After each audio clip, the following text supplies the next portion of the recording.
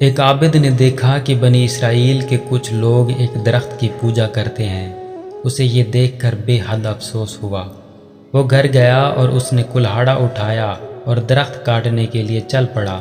ابھی وہ راستے میں ہی تھا کہ شیطان انسانی صورت میں اس کے سامنے آیا اور کہنے لگا، بندہ خدا، تم یہ فضول کام کیوں کرنا چاہتے ہو؟ اس درخت کو کاٹنے سے تمہیں کیا فائدہ ملے گا؟ عابد کو اس کی بات پر سخت غصہ آیا۔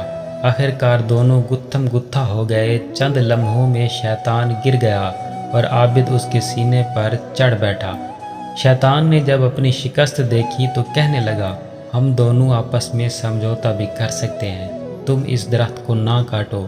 میں وعدہ کرتا ہوں کہ روزانہ 2 دینار تمہیں دیا کروں گا، اور وہ 2 دینار روزانہ تمہارے سرہانے کے نیچے مل جائیں گے۔ ان سے تم اپنی ضروریات پوری کرنا اور غریبوں کی مدد بھی کرنا۔ اس بات پر عابد راضی ہو گیا اور درخت کاٹے بغیر واپس آ گیا۔ 2 دن تک تو عابد کے سرہانے 2 دینار ملتے رہے، لیکن تیسرے دن سے یہ سلسلہ بند ہو گیا۔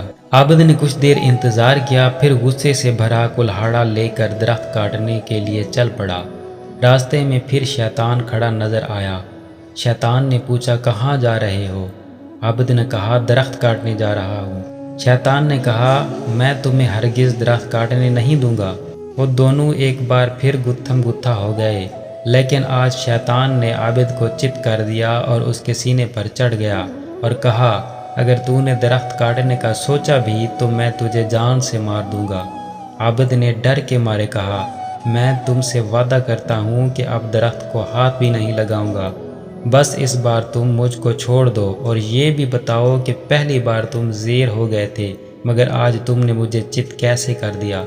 شیطان نے کہا، پہلی بار تم خدا کے لیے درخت کاٹنے جا رہے تھے، اس لیے میں زیر ہو گیا تھا، کیونکہ میرا بس ان لوگوں پر نہیں چلتا جو خلوص سے اللہ کے لیے عمل کرتے ہیں، اور اس مرتبہ تم اللہ کے لیے نہیں آئے، بلکہ تمہارا سارا غصہ اس لیے تھا کہ تمہیں دینار ملنا بند ہو گئے تھے، اس لیے تم ہار گئے اور میں جیت گیا۔